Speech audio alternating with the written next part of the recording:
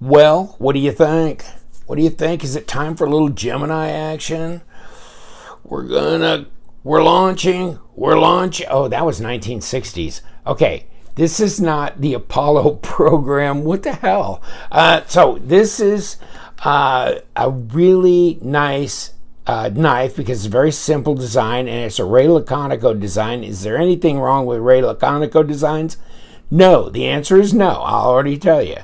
Ray Laconico, Gemini, so Kizer. And so I was talking to my buddy at the knife distributor where I buy a hell of a lot of my knives, thank God. But I said, what's going on? You got any new knives coming? Anything going on? Well, I've got Kizer making me some knives. I go, what? He says, Gemini. Okay, yeah, that's been out though, right, dude? And he goes, no, but these are going to be in micarta and in copper. And I said, what? I said, frame lock, blah, blah, blah, blah. No, they're going to be liner locks. I go, liner lock? Ah, yes, now you got my attention because I kind of like liner locks because here's what the back looks like. Here's what the front looks like. Guess what? They didn't take a chainsaw and go, the lock bars. Sometimes, I don't know, I look at the lock bars and I just kind of, no, it just doesn't appeal to me a lot of times. So a liner lock has a nice cleaner look front to back. I mean, don't you think? I mean, you can think what you want about like the lock bar for a frame lock is just more sturdy, blah, blah, blah. Well, when a knife is a folding knife, I don't trust the lock. I don't care what it is, and it's not a fixed blade knife. If you want a knife that will not fail, that will not ever close on your fingers, guess what? Get a fixed blade knife. A full tang fixed blade knife.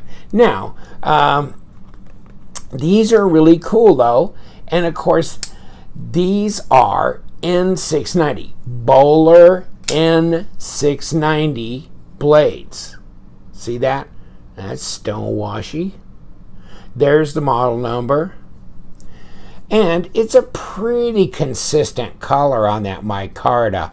Although if you want to, you could take, if they kind of fade out a little bit, you can always take a couple of drops of food grade mineral oil and put it on here. And that'll darken it back down. Have you ever done that? Because that works like a charm. Somebody told me to do that, so I went to the drugstore, and in their pharmacy aisle where you get food grade mineral oil, then you can do that. You can get a big old bottle for next to nothing, and then just put a couple of drops on there. Darken it down. Take the paper clip off. Take that pocket clip off, and then you can get under there and do the whole thing. And hey, not bad. But I mean, this came like this, so I just thought I'd show you how it comes out of the box. Still pretty damn uniform color. Super lightweight, 3.1 inch blade, and a little over 7 inches overall. Hold on, let me grab the tape. Because, okay, 3.1, 80 millimeters, blah, blah, blah, and hopefully the tip didn't come through the end. Under 7.25 overall length at 18.5 centimeters. So, of course, they're both the same length. And let's see what blade stock is. 3 millimeters, maybe. I don't know. Haven't checked. Or not recently. Just got these not too long ago. So, it's looking like 2.6 at 0.10. Yeah, 0.10, 2.7. Let's see what the thickness is. 10.9 millimeters at 0.43. And let's see if it's the same here. Oh, that's 0.42. 10.7 millimeters. The big claim to fame here is the fact that one is much lighter than the other. All right. Right on there, 80 grams at, see the micarta, 2.8 ounces. I mean, it feels super light. We're going to take this one apart and check it out. This one, wow, almost double, isn't it? Yeah, it's double the weight, 5.79 ounces at 164 grams. But this is heavy. It's copper. It's copper. No blade play or lock rock, and there's your lock up there. So that's 35 to 40%. It's got a nice little pass-through area. It's easy to disengage. It's quick over the detamp ball. It's centered up. Easy to disengage, quick over the detamp ball. Nice little drop, centered up. Yeah, I mean, that's nice. I haven't done anything with this yet, so you'll be seeing me take it apart for the first time. And of course, as the Gemini goes, great design flow to it. Where are we? Blade to handle length, we're fine. Backspacer, yeah, micarta, huh? Backspacer, copper. Tubed the lanyard hole. Access, on the front. Access on the front, yeah, not the back. Interesting. So we'll be opening it from the front side. Flipper tab, not jimped, not terribly obtuse, maybe a little bit bigger than I'd like it to be. But wow, that just feels, and you know what? That's easy in and out of the pocket. It is. This pocket clip maybe would have been nice to go deep carry, and if you would have done that, you might have been able to set this back further. Either that or wrap it around and those screws go there, but it would have been interesting if, see, you got a screw there and a screw there. Why can't that screw be there? And then you can get rid of one of the screws. You can move the whole thing up, and it'd be a little deeper carry without being a true deep carry. You see what I'm saying? So that would have been interesting. I just, less screws are better. And when you do a pocket clip, you don't need independent screws like that. You can get these to do double duty. I don't know why they didn't, to tell you the truth. But I guess that's about the extent of my moan and groan on this, because there's my balance. Really nice there. So light in the hand and so easy to disengage. Very fidget friendly. Really good detent on here too. I mean, it's appropriate, and that is reasonably strong. It's incredibly snappy. I can't fail it. And of course, I'm not putting pressure on the lock bar, because you don't do that with a liner lock, which is nice. Which is nice. Oh man, that is snappy, but it's so light. Damn, it's so light. Wow. There's no real sharpening choil in here. Really strange about that, huh? You might be able to get somebody to cut one in for you if you really wanted it bad enough, but I think you're pretty good. And let me get a little piece of paper and, oh wow, oh wow, it just jumped out of the way. Wow, that's sharp. That's definitely sharp. Okay, that's sharp. They're both really, really sharp. This one just seems so much more manageable because it's so light in the hand. It's insane. It really is. Wow. So it's not a big knife, but you got a lot of blade here. You know, it's over a 3-inch blade. So I'm not going to complain about that. It is what it's supposed to be. And I can get all my fingers on here. Barely, but I can get them all on there. And then right up on here for control. Shouldn't be difficult to sharpen or maintain. It's N690, so it's a true stainless. No complaints there. This one, where's my balance point on this? This is, okay, there. It's kind of far back. And yes, you notice the heft, but look at how it's nicely contoured. It's just, oof. It looks good, doesn't it, though? Copper, damn it. I know, it's like 5.7 some ounces, so we're approaching 6 ounces, which is pretty crazy heavy for such a small knife. But you know what I'm saying? if it's good, it's good. And there's people that like copper for a handle material. I'm not fond of copper as a handle material myself. There you go. And it's close to the Para 3. Just a bit bigger. Just a bit bigger.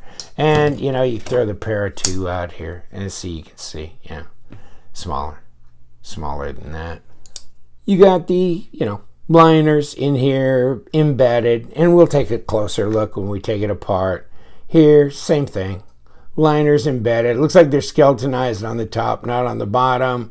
That's fine. Obviously, it's right-hand tip up only.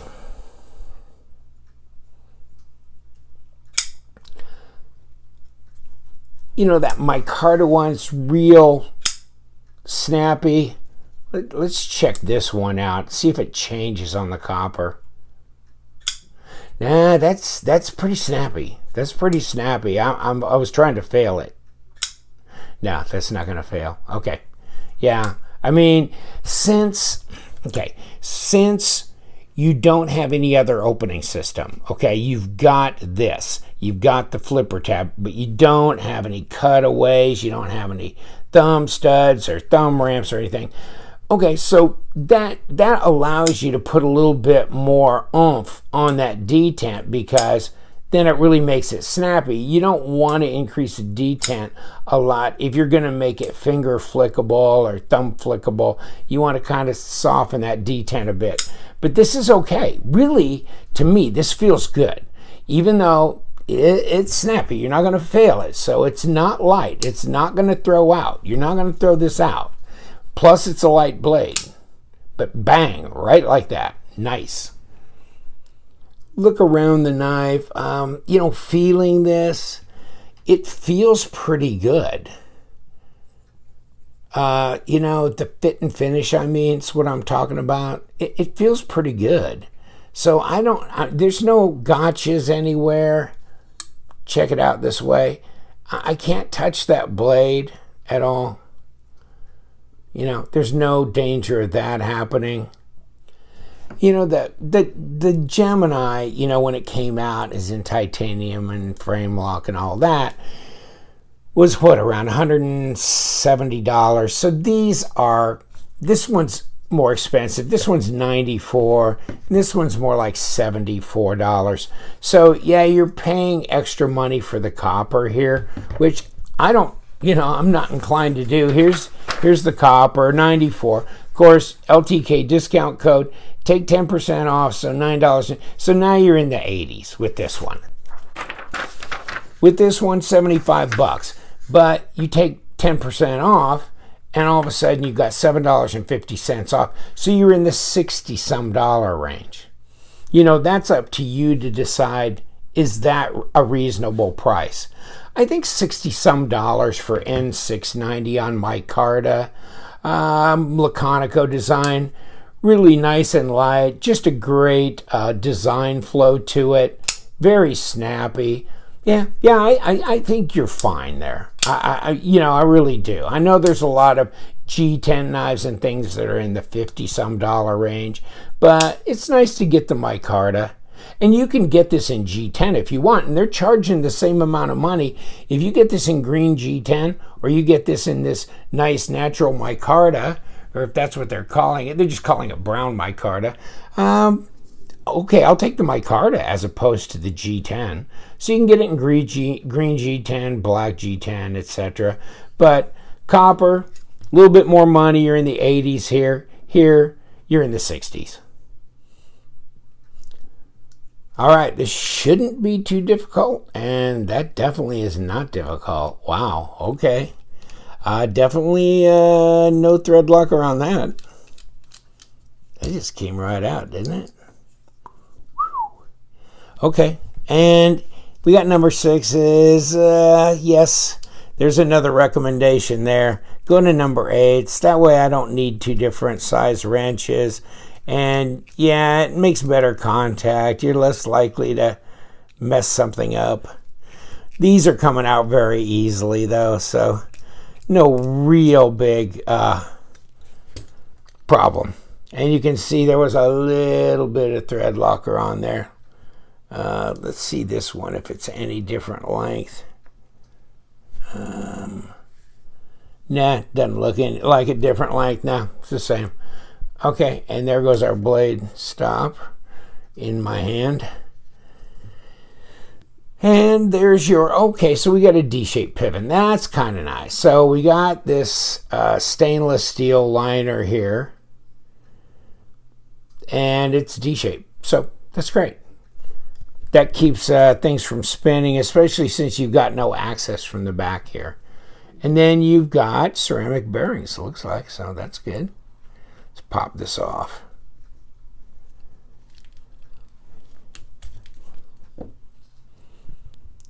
And ceramic bearings.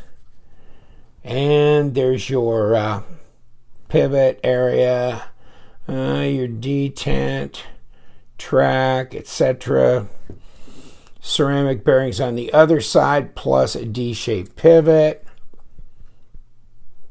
And it's all one piece, so there you go. It's nice to not have a three-piece with just a tube and screws coming in from both sides. It's nice to have this as one piece, and then it comes in. But it's from the front. Kind of interesting that they did that. So, I mean, it comes through the back, the pivot does, and then so the very end of the pivot going up through here is going to keep from turning by engaging that. So you're in great shape. So pretty darn clean, actually. There wasn't much, if any, debris in this area around the pivot. Nothing going on there. So, wow, it was really clean. Nice. So putting it back together, we're going to run this pivot back through here, and we got to face the squared off part, you know, towards the back where we got it right now, facing that way, because that's how it's going to engage when it comes through the other side. So then we throw our bearings on, and if I could just get my bearings, here we go, come on baby, and let's just give it a little tap, a little tap. Okay, come here, get over here. Flip this in here.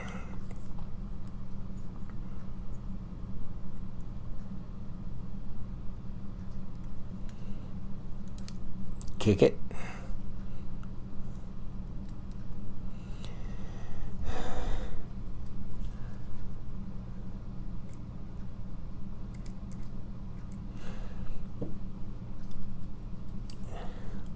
Let's put our little stop in here as well.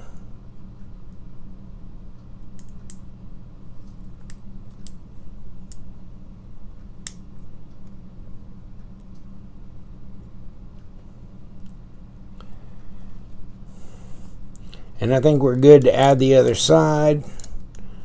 Just like that. Yeah, that was no problem.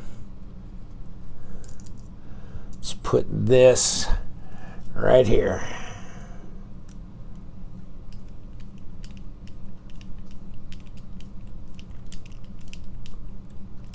Yeah, that was easy. And these little screws right there. 1 and 2.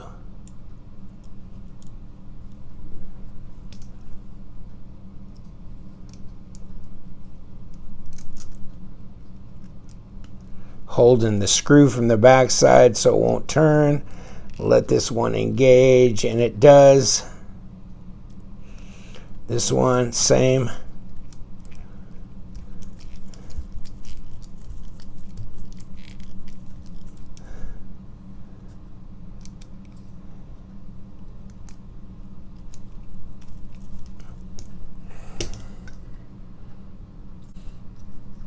Yeah, nice little drop to it. No play. Yeah, it's really enjoyable. All right, done with that. That was easy. And just really a nice drop. very light. I just like the micarta one so much better. I definitely don't like copper. It smells like copper, and it's really heavy too, you know. But I'll tell you what, I hear from the people that sell these, I mean like retailers or, you know, the manufacturers that say, you know what, we sell a bunch of copper knives, you know, with scale. So, okay. It's not my cup of tea, but obviously it's popular. That's why they're doing it. Give me micarta. Yeah, very nice. I really do like these little Geminis. I mean, can you do worse than having a Laconico design? Very simple, in the $60-something price range with micarta and true stainless. I think it's so usable, super lightweight, just a little bit heavier than the bug out. Take care, my friends. I'll leave you to it. You know what we do. We love them knives, so you guys stay sharp.